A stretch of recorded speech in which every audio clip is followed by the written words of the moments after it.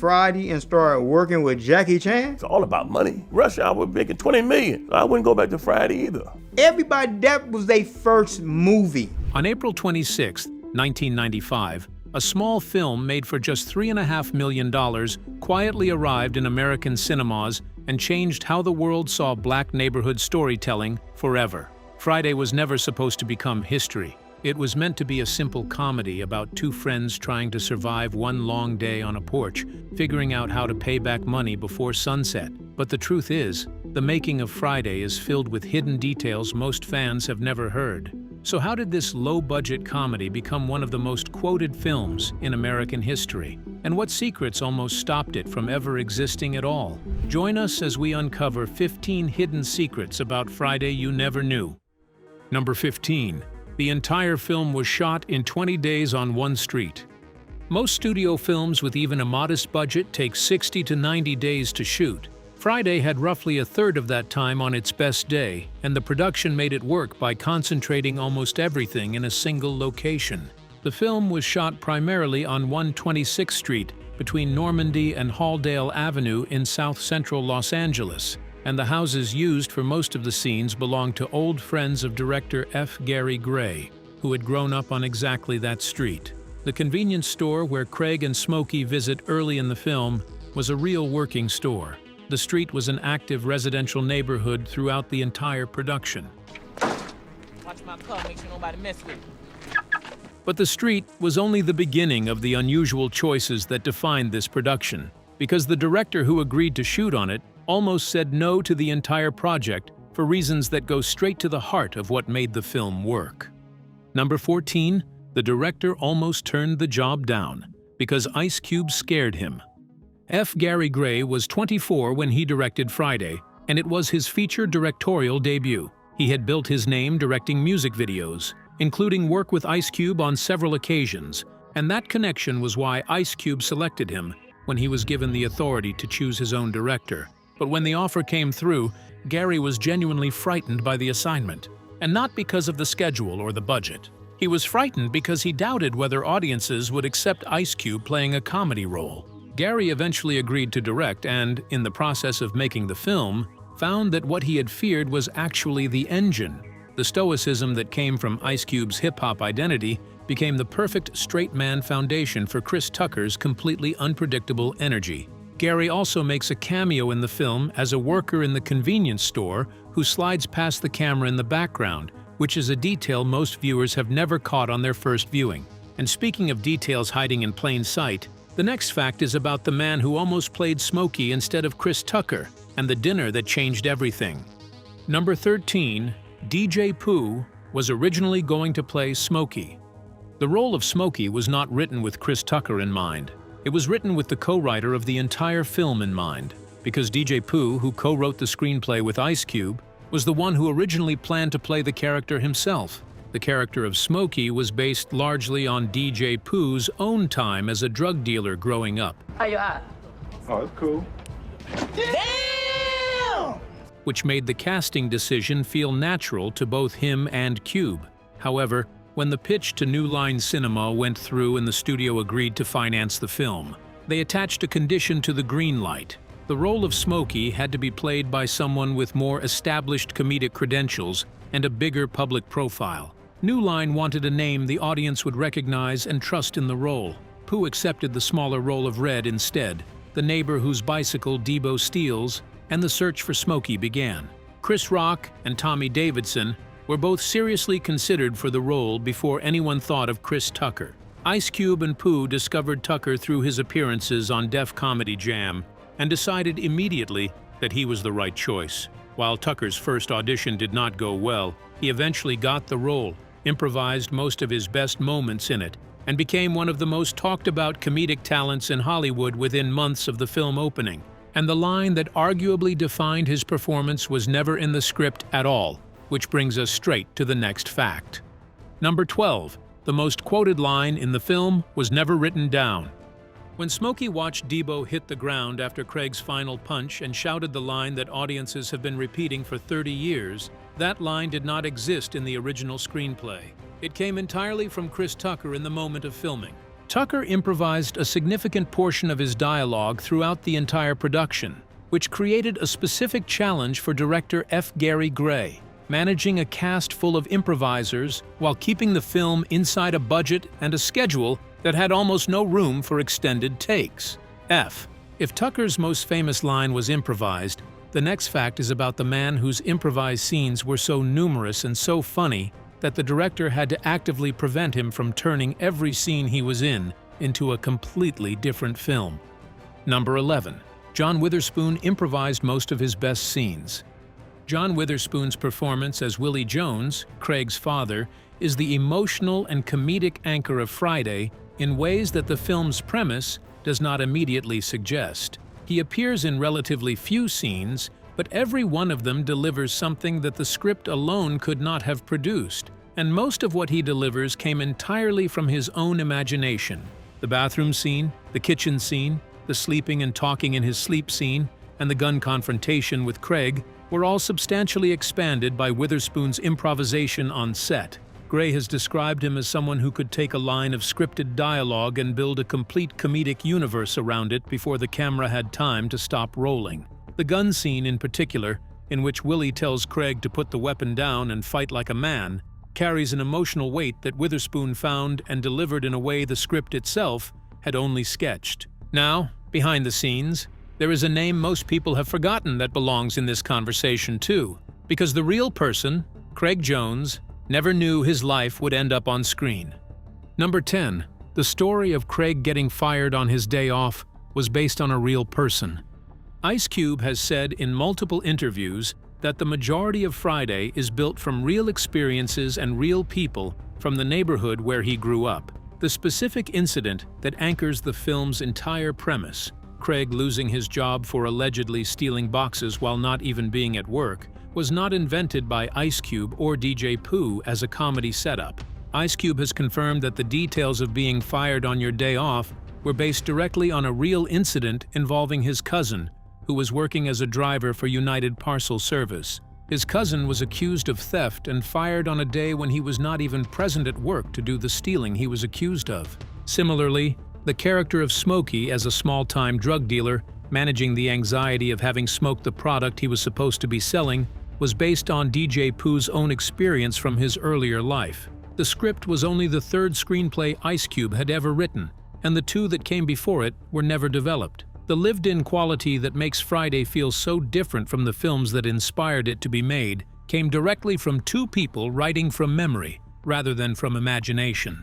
Speaking of the films it was specifically responding to, the next number is about the deliberate creative choice that gave Friday its identity by making it the opposite of something famous. Number 9. The film was a direct reaction against Boys and the Hood. The creative impulse behind Friday was not simply to make a comedy set in a neighborhood, it was to make a specific kind of film that had not existed yet as a counterpoint to a specific kind of film that had. Ice Cube and DJ Pooh were both frustrated with the way that films like Boys and the Hood, Colors, and similar movies of the late 80s and early 90s portrayed black neighborhoods in Los Angeles exclusively through the lens of violence, tragedy, and menace. Cube had appeared in Boys in the Hood himself, and he had enormous respect for what John Singleton had achieved with that film. But he also felt it was not the complete picture. The laughter that existed in those neighborhoods was real, and no film had captured it yet.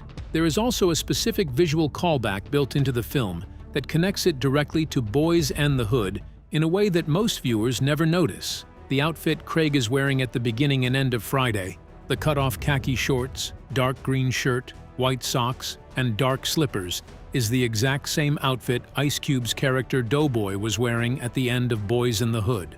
Black ass supposed to be learning something. Can't learn shit talking no stupid ass bitch. The connection is deliberate. Cube was signaling that Craig Jones was a continuation of a story, a character from the same world who was choosing to face it differently. That connection between Friday and Boys and the Hood runs deeper than a shared wardrobe. Both films were shot in the same South Central neighborhood. Both films understood that the place was real and deserved to be treated as real. But only one of them believed that real life included the ability to laugh until you could barely breathe. And the film that made that argument borrowed its entire structural blueprint from a movie that could not have felt more different, which is what the next number is about. Number 8. Ice Cube pitched the film to New Line using Kevin Smith's Clerks as the template.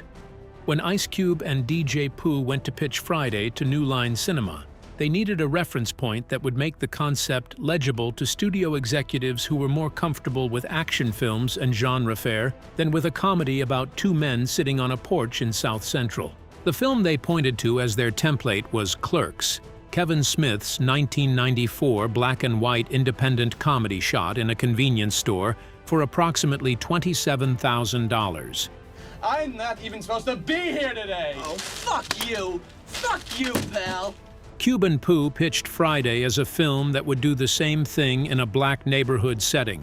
Two characters, one location, one day, and the comedy of everything that comes to them rather than everything they go out to find.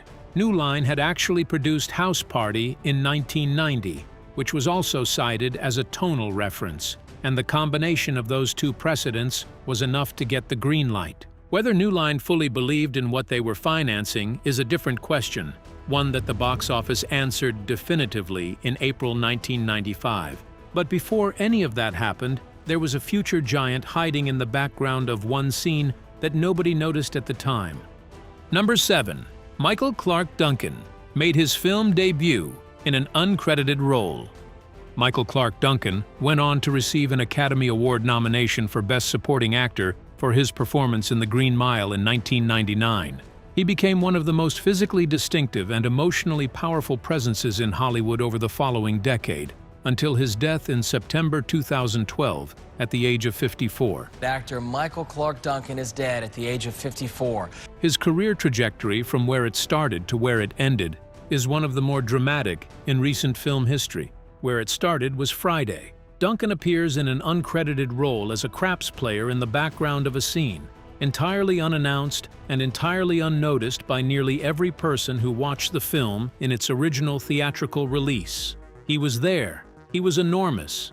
He was in no way recognizable as anyone who was about to become famous. His appearance in Friday is generally considered his debut in a feature film, which means the movie that launched Chris Tucker's career to stardom also contains the first documented film appearance of a future Oscar nominee in a completely unremarked background role.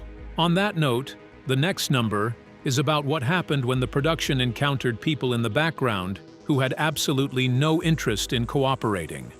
Number 6. Two men in the background of one scene refused to move and made it into the film.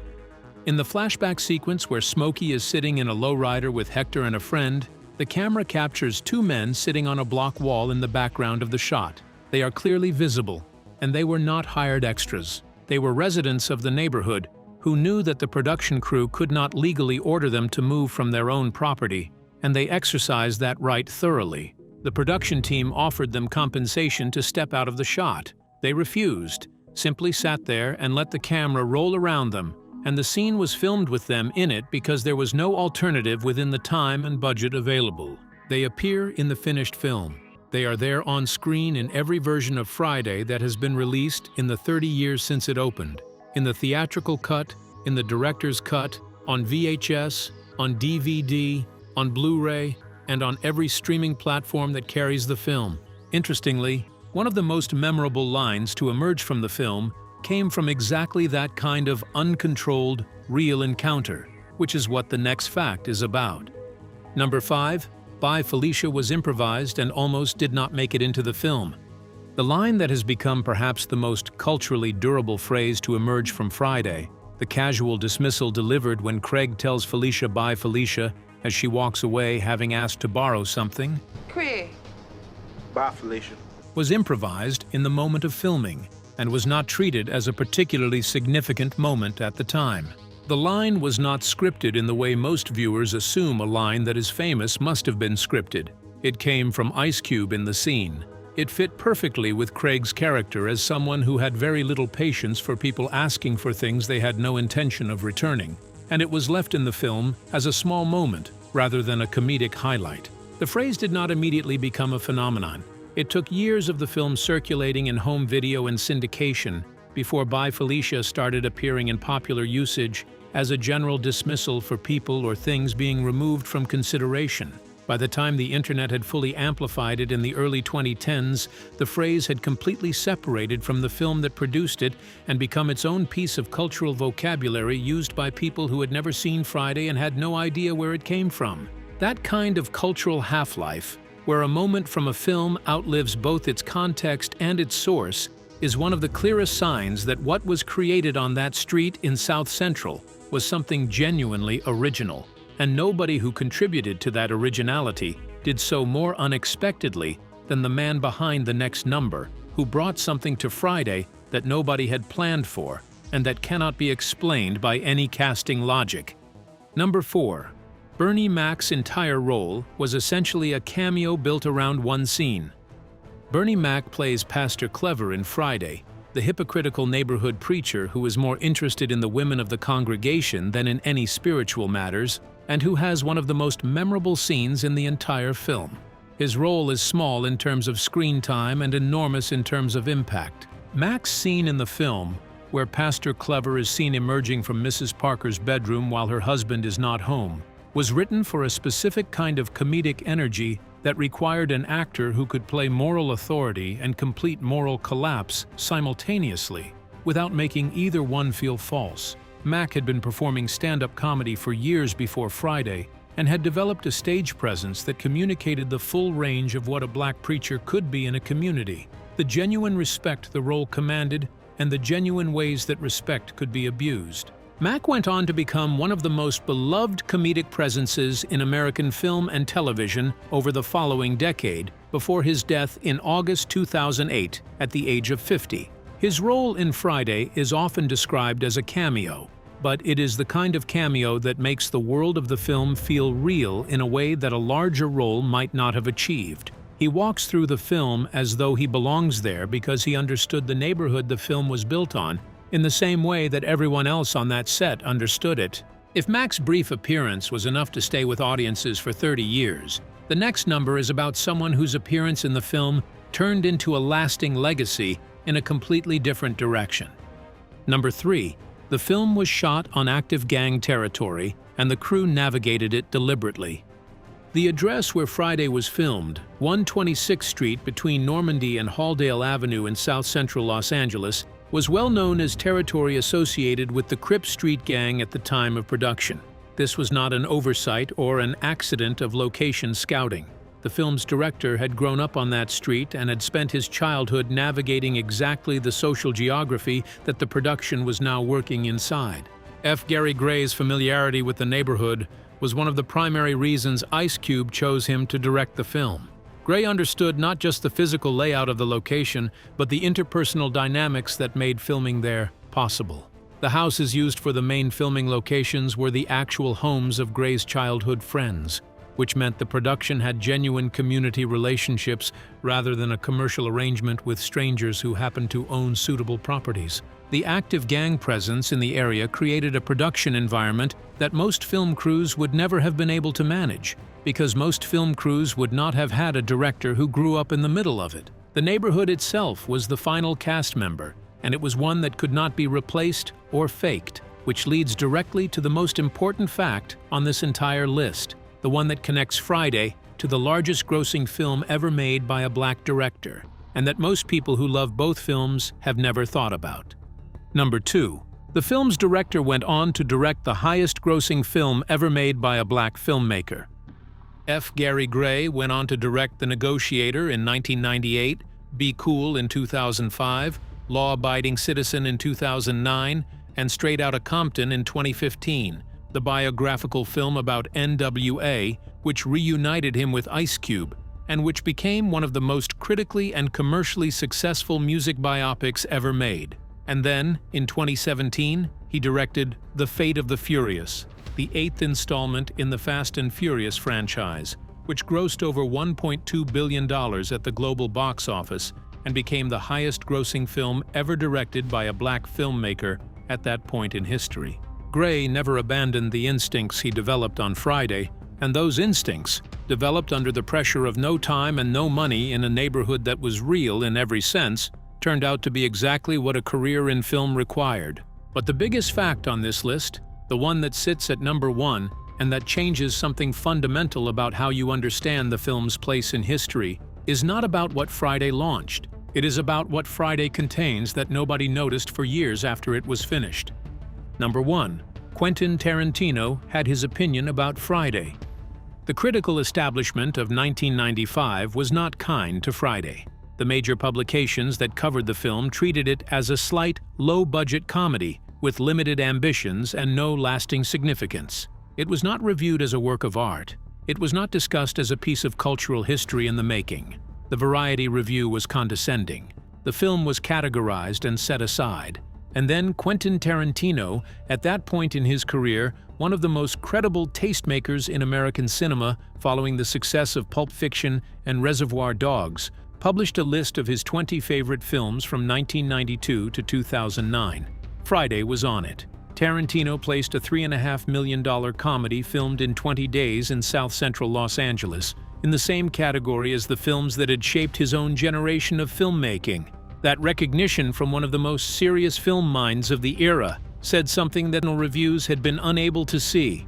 What Friday achieved structurally was something that the film world had not fully acknowledged, even while copying it. It demonstrated that a film without a conventional plot, without a traditional 3-act structure built around escalating external conflict, without a villain who needed to be defeated or a mystery that needed to be solved, could hold an audience's attention completely for 90 minutes if the characters were real enough and the world they occupied was observed honestly enough. The film Ice Cube and DJ Pooh had cited as their structural template, Kevin Smith's Clerks, had done something similar, but Friday did it in a way that was warmer, funnier, and more emotionally generous than Clerks ever managed to be. The cultural debt that American comedy cinema owes to Friday is enormous and largely unpaid in terms of formal acknowledgement. The Hangover, the Superbad generation of comedies, the Buddy on a Porch comedies that followed Friday into the late 90s and early 2000s, all of them were working in a space that Friday had opened and defined. Ice Cube said that people love Friday because everyone has experienced it, that everyone has lived 1,000 Fridays, that the specificity of one neighborhood and one afternoon and 2 friends with nowhere particularly important to be turned out to be universal in the way that only truly honest work ever manages to be. A Rotten Tomatoes audience score of 91% 30 years after the film opened is the audience's version of the same verdict. Doubled its budget on its opening weekend, ran for years in home video and syndication, generated 2 sequels, inspired a short-lived animated series, launched the careers of multiple people who went on to define American entertainment for the following 3 decades, and produced at least 2 phrases that have completely separated from the film and live permanently in the language. Not bad for a movie shot in 20 days on one street with almost no money, by a first-time director who was initially afraid to take the job. Which of these 15 numbers surprised you the most? Was it the uncredited Michael Clark Duncan, the director who went on to make a billion-dollar franchise, or the number that by Felicia was never in the script? Share your thoughts with us in the comments section. Remember to like, share, and subscribe for more. Also, click the next video showing on your screen. You will enjoy it.